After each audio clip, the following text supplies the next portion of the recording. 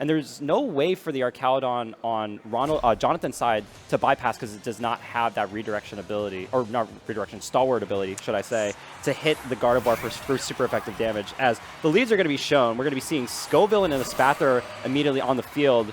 It's going to be versus the Gardevoir and the Sneasler. We got Moody Gardevoir copying. Wow, that's impressive. It's a dangerous lead if you're Jonathan, because Gardevoir is a pretty safe lead into most of what Jonathan can do. You know, if you want to go with the Espathra version of your team, you know, it takes a couple of turns to get set up, and those are turns you're just going to be eating Hyper Voice after Hyper Voice from the Gardevoir, just chipping away at everything. So you're allowing this Gardevoir to either trace Speed Boost or Moody. It gets probably the better of the abilities, as it's going double protect on Jonathan's side. Fake out coming out here, going into the Espathra, trying to stop that Pokemon from moving, and Gardevoir clicking Trick Room immediately without Mega Evolving to try to farm some of those boosts from Moody. And we see the speed boost and special defense drop on Scovillain. For Gardevoir, it's the special attack drop and or a special attack raise and defense drop. This is quite literally the worst possible outcome that can happen, because Jonathan's trying to play safe, expecting the Gardevoir to just go for an attack, goes for the Trick Room. The Moody Boost gives it the speed boosting +2 and a -1 special defense drop. Espathra has to take the speed boost, and the Gardevoir gets the Moody copy and a +2 in its special attack. I didn't even see what it got dropped in its defense or special defense got dropped for all of the physical attacks on the field. Side. Jeez, that's a very unfortunate set of circumstances. But the Archaludon is going to have to switch in onto that Scovillain side, but Ronald is immediately going to start hitting with those Pixelate boosted attacks on the Mega Gardevoir. Just incredible, and it just goes to show, like I've always said, Moody boosts, accuracy on moves has that the Hyper Voice one-hit KOs both Pokemon on the field with that 2x boost to its special attack. Dire Claw just going into the air. Oh wow, but it, again, just goes to show, Moody boosts, you know, speed boost, you know, rock side flinches, anything like that.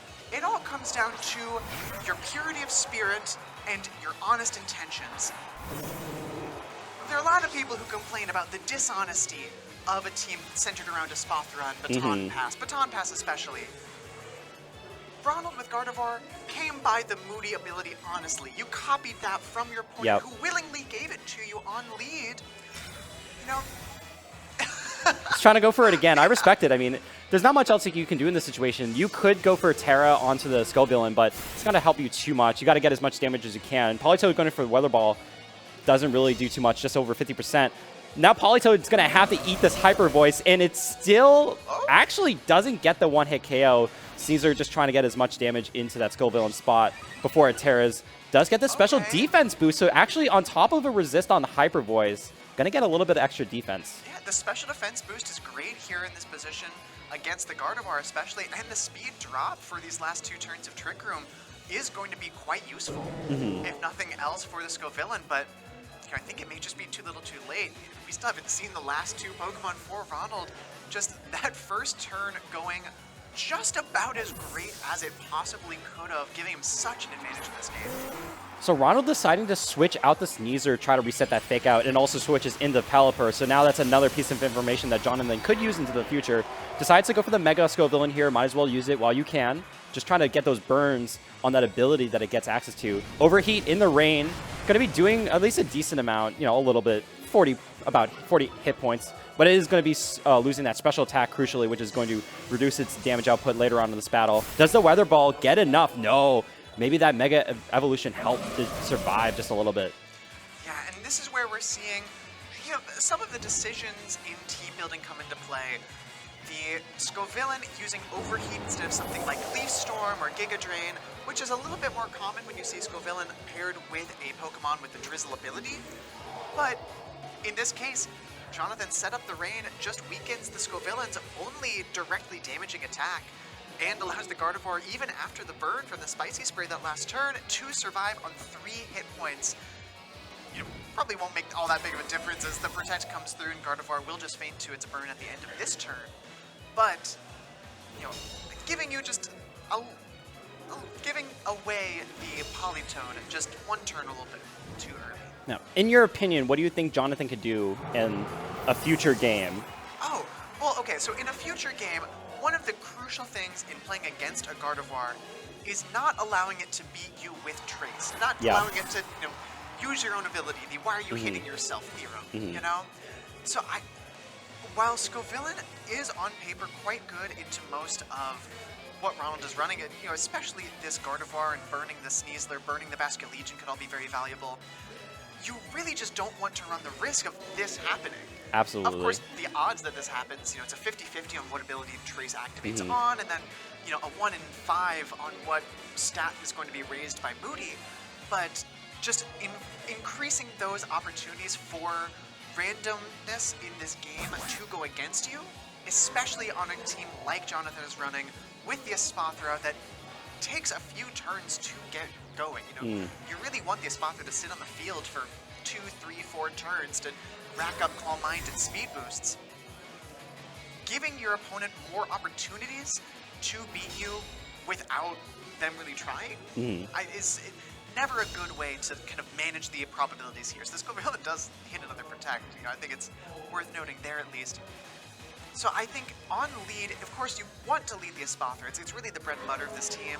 But something like the Espathra and a Sneasler, the Espathra and the Archaludon, for example, things that are not going to give the Gardevoir such a huge advantage if it were to Trace, and, in the case of the Sneasler, directly threatens the Gardevoir with its Dire Claws. Absolutely. I'm also curious to see, I don't know if we'll be able to see it in this game, what is Ronald's 4th Pokemon? We did see the Pelipper, the Sneasler, the Guardy, but we didn't see if it was either the Maushold, the Basculegion, or the Archaludon. One would have to imagine that it would have been the Archaludon or the Basculegion, but I have to imagine that you don't want to bring Basculegion in a matchup against the Scovillain, because otherwise you get burned on any attack. And you also have a matchup into the opposing Archaludon with your own Archaludon. So it's something to keep forward to at a future game. Yep, and these Archaludon, worth noting, do have identical movesets. They're both Protect, Dragon Pulse, Flash Cannon, and Electroshock. No, Aura Spheres or anything like that they can use that are really just teched for the mirror. I would think, if I had to guess, I'd say it was the Basculegion in the back. So one of the few Pokemon really that can brute force its way through a boosted Archaludon on the other side, with your Last Respects damage boosting by 50 base power every time one of your allies goes down. So having that as your kind of ace in the hole, I think could be very valuable. Your own Archaludon with bringing the Pelipper does make a lot of sense, but against a team that is really prioritizing getting its special defense boosted, we can see on the team sheet the Scovillain has a special defense boosting stat alignment as well.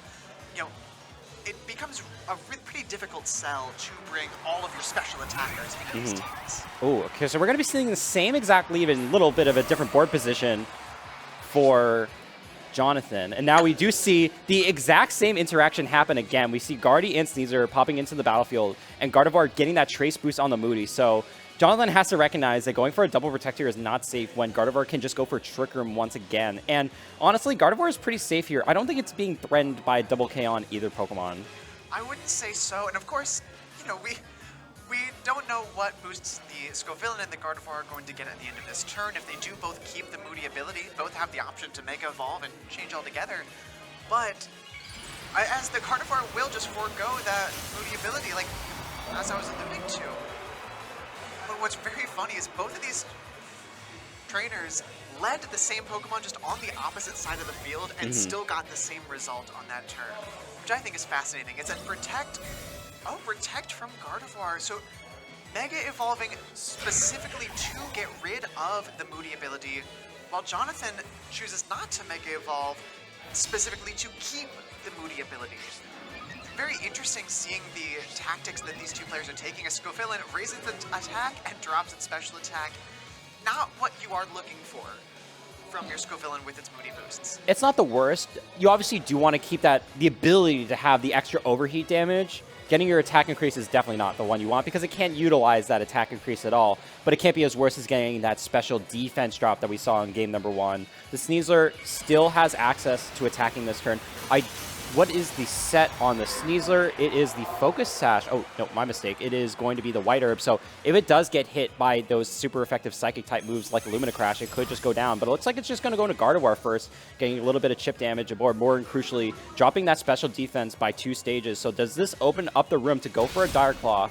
It does. Scovillain is going to be taking that pretty well, but does get put to sleep, so there's not going to be any attack on the Scovillain this turn. But more crucially, the Sneasler is going to be burned. The Gardevoir is still yet to move as the Scovillain fast asleep. Moving before the Gardevoir means the Gardevoir going for that minus priority Trick Room on this turn.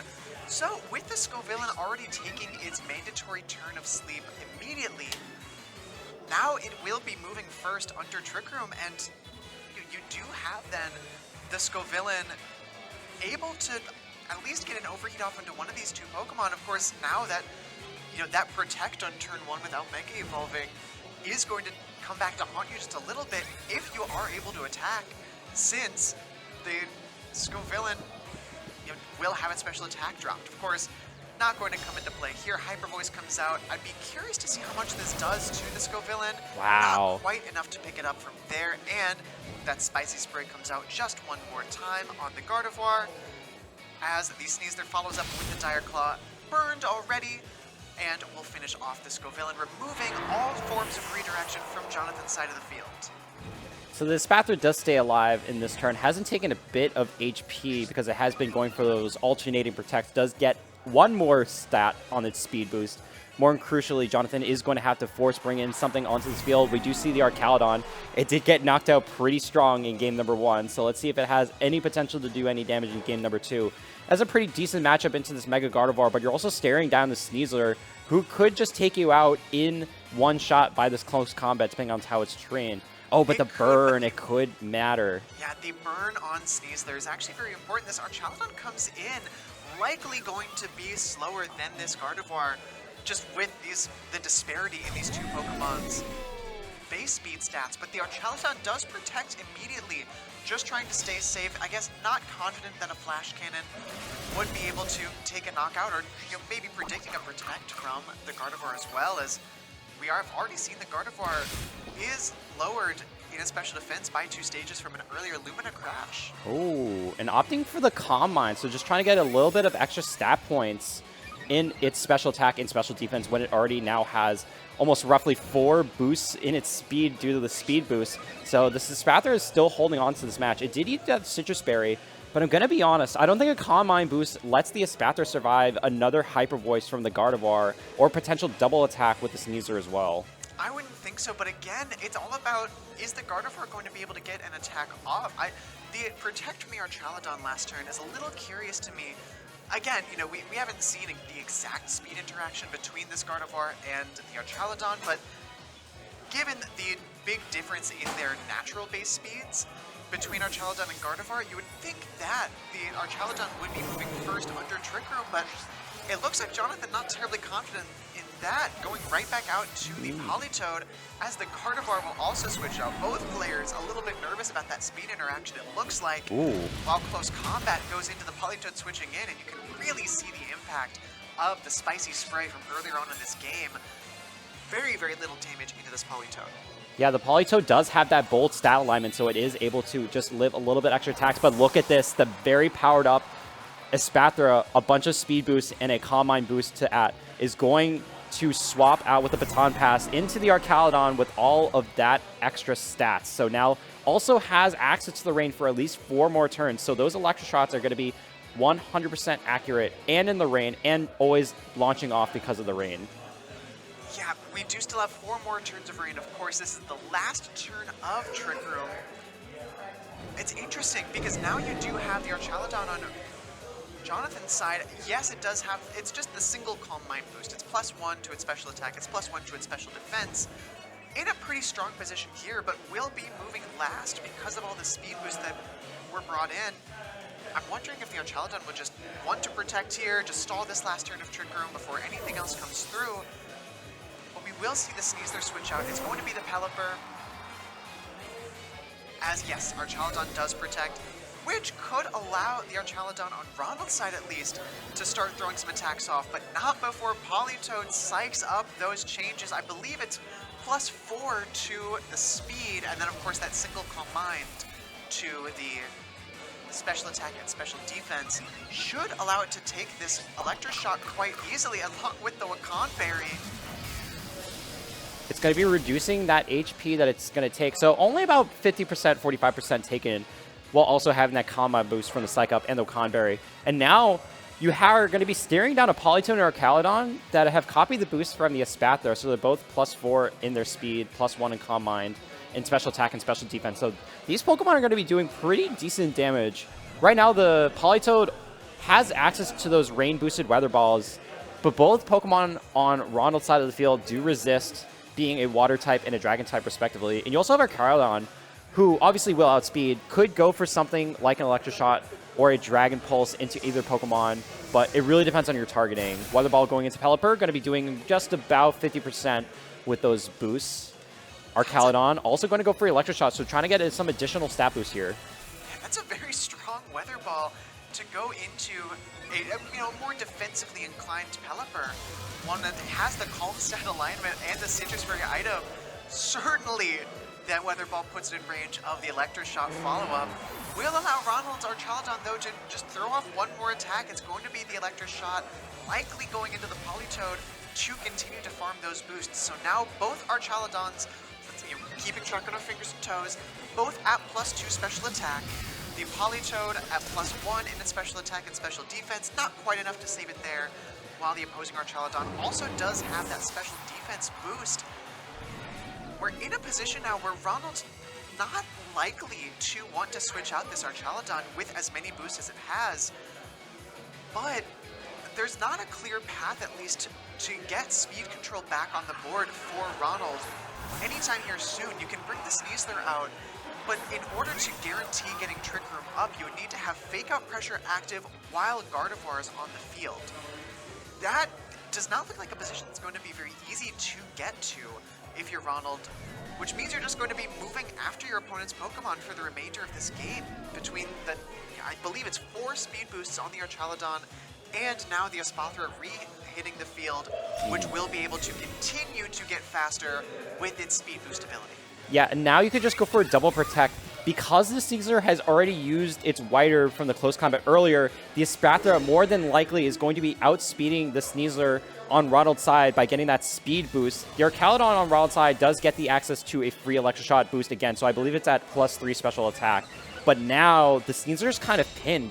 If you want to switch out into Mega Gardevoir, you potentially could eat that hit with Guardy, but then you still have to deal with this Archaladon on Jonathan's side of the field that has not taken any damage whatsoever. No, and it becomes so difficult now because you have the access to Lumina Crash and attacks with your Archaladon.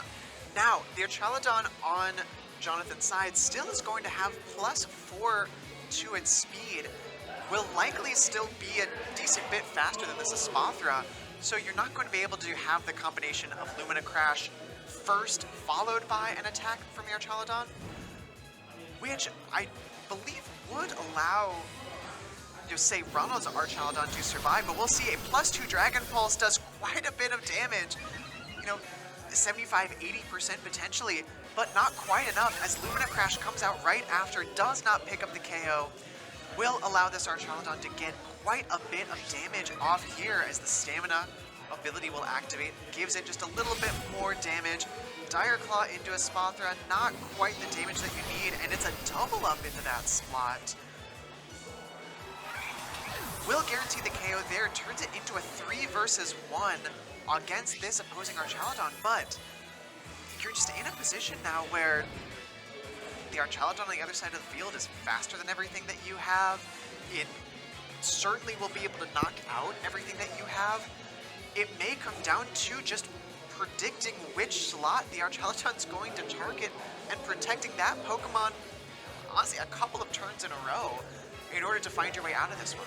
Absolutely. And the reminder that the Archaladon on Ronald's side has had its special attack boosted a bunch, so you had to consider, am I getting attacked by a special attack boosted Archaladon or the close combat on the Sneasler? Looks like the Archaladon is going to be targeted by Jonathan's Archaludon. But here's the important part now. You have the Sneasler switch out. You can switch it back in, re-access the fake out like you were talking about before, while you have Mega Guardian on the field for the first time since the beginning of the battle. Now you have access to Trick Room, and Archaludon has to take that. Yeah, the issue, of course, is that if you're Jonathan, I think you might be fine with just, knowing that the Trick Room is such an important play for Ronald here to get speed control, to allow in future turns the Gardevoir and the Sneasler to move before the Archaludon. I was thinking you might just say, I'm okay with taking a fake out onto my Archaludon. It has the leftovers item. It would just give you a pretty free boost to your defense. This Archaludon's yet to take an attack, so while it is quite boosted in its special attack and special defense, it has no boosts to its physical defense. Of course, the Sneasler is burned. It's not going to be doing quite as much damage as you would be hoping, but just another way to mitigate some of the damage coming in if you had allowed yourself to take that fake out. Of course, there's always the opportunity for Ronald to not click Trick Room and to take advantage of that call coming out from Jonathan, but it's going to be the single target Hyper Voice. That's quite a bit of damage. Yep.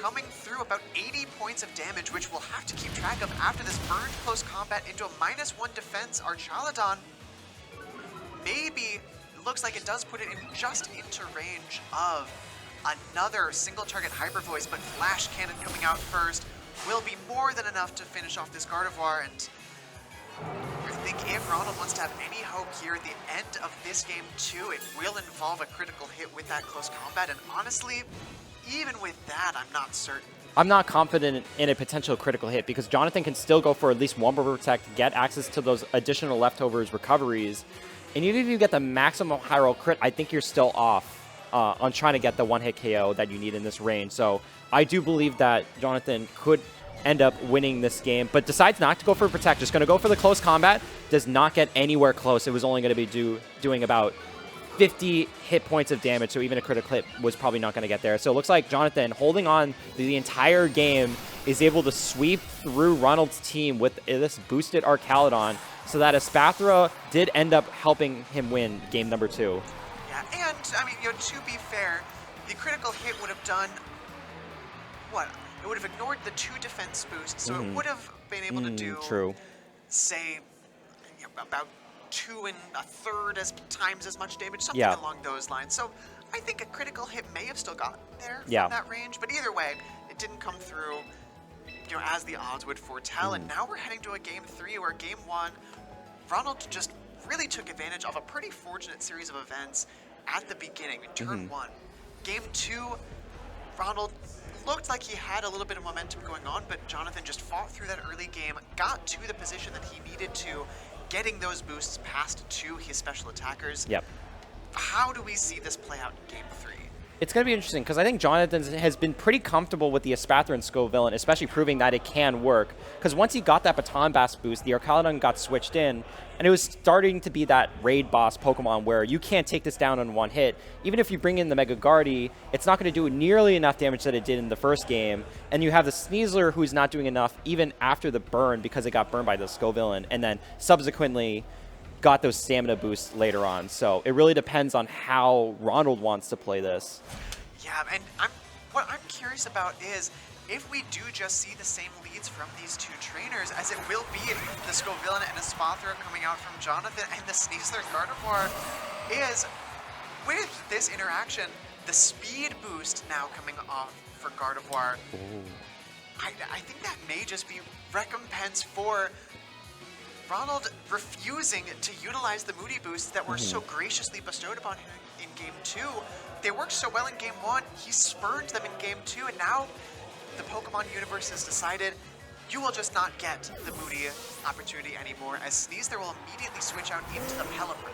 I really like this play for Ronald here. I believe he's going to try to predict a double protect on both the Scovillain and the Espathra, bait both Pokemon in getting those speed boosts from the Espathra or whatever Moody boost we get, but then you can click Trick Room almost for free because you have that fake out pressure, and now you can switch in this Pelipper that has access to Hurricane in the rain, getting those guaranteed accuracy hit Hurricanes into either Pokemon.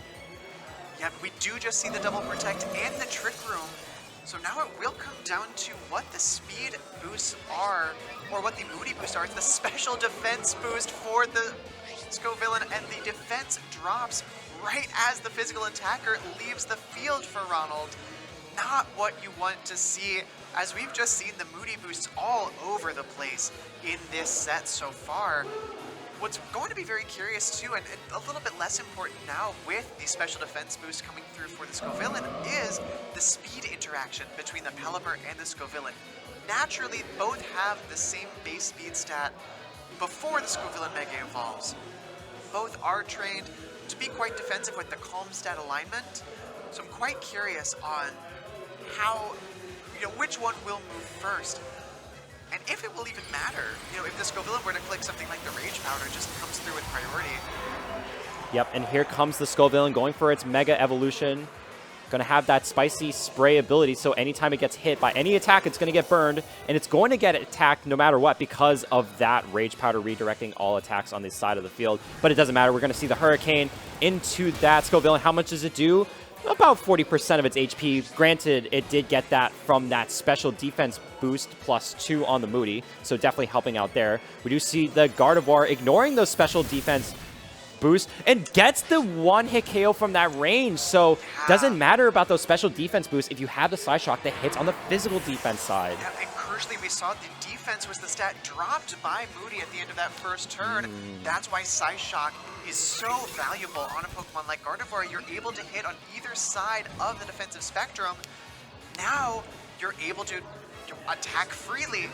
Again, though, this is the position we were in Game 2, where the Scovillain goes down quite early in the game. The Espathra does get one Calm Mind off. The Politoed comes right in after the Scovillain faints.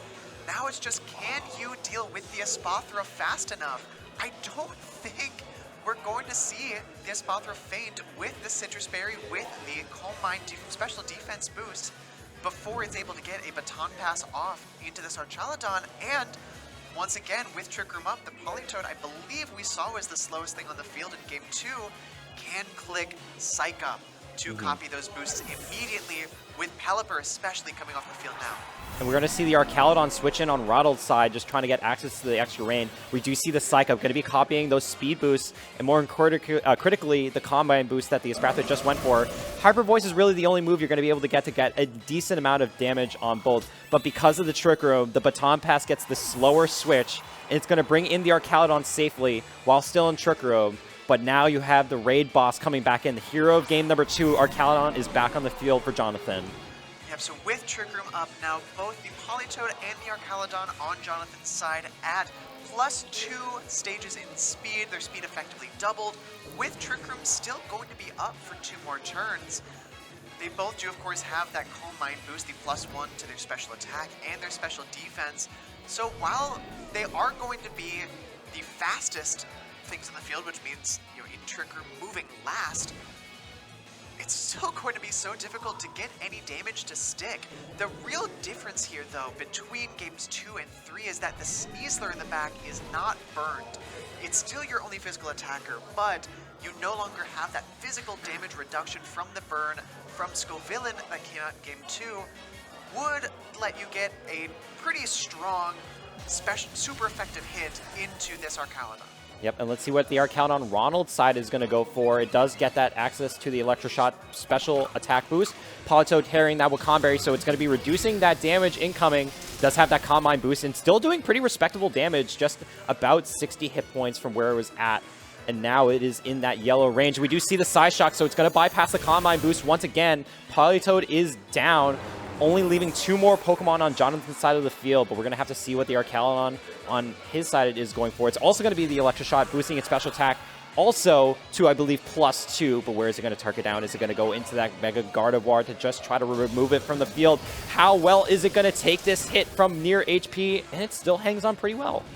Yep, we can see the Archaludon with the bold stat alignment, very, very defensively oriented. So even with those 2 increased stages of special attack, not accomplishing all that much. Now we're in a position where last turn of Trick Room, the option to just protect with both Pokemon does exist for Jonathan. Will Ronald call that option coming out, switch one of their Pokemon into the Sneasler, give yourself fake out pressure for the following turn, potentially allow you to get Trick Room up one more time, which may be enough. You know, Ronald has been much more effective in removing the pieces around the Arcaladon while taking as little damage and, you know, as little status, you know, anything residual as possible, as no switches coming out here. Protect from Espathra, no protect from the opposing Arcaladon, as Ronald's Arcaladon does click another Electro shot here. I would think not going into the Pokemon that resists it, but rather into the protect of the Espathra, as it's going to be a Hyper Voice from Gardevoir. We'll have to see how much damage this is able to get down on the Archaladon, and you know, pretty reasonable with just that one boost to its special defense. Dragon Pulse now coming into the Archaladon on Ronald's side, and I think that's quite a heads-up play. You know, yes, you have the KO staring right in front of you with that Gardevoir, but now you're in a position with Trick Room over, both of your Pokemon having boosts to their speed. Now you can threaten potentially a double KO if you target these moves correctly. Yep, and let's see what happens here. Trick Room has just ended, so the speed order is now back in a normal position. The Espathra and the Archaladon on Jonathan's side of the field are more than likely going to be moving first due to the previous speed boost and baton passes over. The Gardevoir does not have that much HP remaining, so getting a Trick Room up here might not help you out the most. Despite having the Pokemon advantage, Ronald does have very weak Pokemon, two of them being burned, as a matter of fact. It looks like the Espathra just recognizing that it can go for this Calm Mind boost for free, because the Archaladon could be able to pick off another Pokemon on Ronald's side of the field, and that's exactly what it's going to be. Dragon Pulse into the opposing Archaladon does get the critical hit. Might not matter based on the damage calculations that I had just done the previous turn. What does the Gardevoir go for? And it's going to go for the free Trick Room. Not being threatened by anything on Jonathan's side, it's just going to get it free setup, and now it's going to have access to those boosted Hyper Voices once again. Yeah, and it's an interesting choice going for the Calm Mind. It does allow you to stay a little bit safer against this Gardevoir and a potential Pelipper that might come in with Trick Room now activated. But you have to commend an extraordinarily strong play from Ronald, recognizing that without any Calm Mind boosts, the Espathra not likely to knock out the Gardevoir from the range that it was at. With the Illumina Crash that it does resist, Sneasler coming out first, it does put us into a pretty interesting position where, you know, you do see the Protect from the Archaladon, I think likely a Protect from the Espathra as well, but no, it's Fake Out into the Espathra, going to put it into range of the Citrus Berry, but Ronald calling that turn precisely, getting the Trick Room up, and then getting this extra damage. It will be a critical hit, it looks like. No! Wow, that's just raw damage onto the Espathra. I would think with the special defense boost, I thought we had seen it do a whole lot less with the Hyper Voice, but no, just an extremely strong attack, and now you can just click Hyper Voice into these two Pokemon, as well as a Sneasler's Close Combat that's not burned. The Archaladon will have, after another Hyper Voice, 2 increased stages on its defense, so still going to be taking quite little damage altogether, but quite crucially, does not have access to a spread damaging move. We'll have to pick these KOs one by one here on out in this game, and it just will come down to if Ronald is able to get damage done quick enough on the Archaladon. That's quite a good chunk from the spread Hyper Voice. Close Combat now into that slot once more, taking it down just so low, lowering Sneasler's special defense and defense, boosting the stamina, and now the White Herb activates. So that Sneasler with the White Herb, as Dragon Pulse goes into that slot, not enough to pick up the KO even at +2 stage of special attack. I was going to say the Sneasler now will be faster than this Archaladon. It only has +2 speed, the Archaladon does, while the Sneasler is unburdened, has its speed doubled. So now in a position where I think a Hyper Voice should just clear the board. Jonathan would need a double protect in order to survive this turn with both Pokemon. Or rather, the Espathra would need to have, the Espathra would need to end up getting a triple protect to survive through Trick Room. The Archaladon would need a double protect on these final 2 turns. Pelipper comes in, so Ronald giving away the boost to its speed with Unburden in favor of the Pelipper. Hyper Voice comes out on the Espathra, gets that knockout. And still now 1 turn left of Trick Room, but I think the way that Ronald has done this is quite clever. You do give up the Unburden boost of your Sneasler, but this Pelipper does have access to Tailwind. So Gardevoir, on what will be its last turn on the field, with just 7 HP that will be lost to burn damage after the conclusion of this turn, can threaten the knockout into the Archaludon with a Hyper Voice. Even if the Archaludon gets the double protect, Gardevoir feigns to burn. The Pelipper can click Tailwind here to give Ronald the speed advantage moving forward with the Sneasler, which should be able to get just enough damage down onto the board to secure this one. You have to imagine the Gardevoir does go down, but Archaludon can just go for an attack here, but it decides to go for the protect. Is this a double protect? I believe it was. So Archaludon does get the fortunate double protect. It's going to get a little bit of extra healing. So now that if the Sneasler comes back into the field, it may be able to survive one extra close combat, get a retaliation KO. Because remember that this Pelipper's attacking moves are only Weather Ball and Hurricane, which are resisted by the Archaludon, and it still get those Calm Mind boosts from earlier in the middle of this game number 3. So it's really up to how much this Sneasler can do into the Archaludon. If it wants to, it could go for a triple protect to get a little bit more healing, but it's a very risky play. I think you have to go for an attack here into the Sneasler. You have to, but now if you're Ronald, you still do have to get Tailwind on the board in order to have the speed advantage so your Sneasler can actually get an attack off of the Archaludon. But in order to get Tailwind, you have to fake out the Archaludon, which will just give it another boost to its defense while giving it effectively more healing with leftovers this turn and next. Not getting Tailwind that turn, I think, may prove quite costly. No fake out, no protect on both Pokemon. Well, Pelipper can't protect here, but something's gonna have to take this hit. And which Pokemon is it gonna be? One would have to imagine it is going to be that Sneasler. So not trying to get that fake out to set up the Tailwind. The Sneasler is gonna go down. It's all up to the Duck. It's all up to the Pelipper to just try to be able to do as much damage as possible. Weather Ball gonna go into this Archaludon. It's gonna go from 56 to 23 HP. It's still gonna have to take a lot, and the range should be ending relatively soon. Archaludon can now start going for rotating protects to just heal up constantly. Yeah, well, without Tailwind active, the Archaludon still is just faster than the Pelipper. Can just click Electroshock, of course, in these final 2 turns of rain, can click Dragon Pulse. I mean, shoot, a Flash Cannon would probably still do quite a bit to this Pelipper, with it being at, I believe now, +3 to its special attack after a couple of Electroshots. But Ronald, it seemed like he had some options here in the end game and just not capitalizing on those. Jonathan, to his credit, playing very proactively, getting the double protect with the Archaludon, understanding his win conditions as well, and that's why he'll be moving on to top 4 here at Balance Patch with this very, very strong version of the Espathra Calm Mind Baton Pass. Like you mentioned, Raid Boss-esque Archaludon really coming through for him.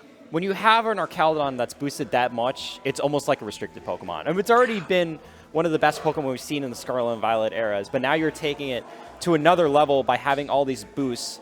When you have Stamina, it's already giving you the extra boost when, one of the best Pokemon in the format, Sneasler, can't hit it that well in certain situations. The Calm Mind boost makes it it's essentially having its own AV. Doesn't give you the ability to just, blow it up with those Hyper Voices. It was still doing a lot of damage with the Mega Gardevoir Hyper Voice, but not enough to be able to get those one-hit KOs we saw in game number 1. And then having the speed boost just makes it even faster than it honestly needs to be at the same time. It's way faster. It's essentially like a really fast Calyrex Ice Ray. And that's terrifying. Yes. That's the one limitation, of course, we mentioned, can only attack with single target attacks. Yep. You at least have to take your KOs one by one the old-fashioned way. But that certainly wasn't slowing down Jonathan Argueta as he gets through this top 8 match. I'm sure we're going to see a lot more of these teams. I know there's another Espathra and Archaludon that had made its way to top cut as well, so we'll see how those fare coming up right after this break.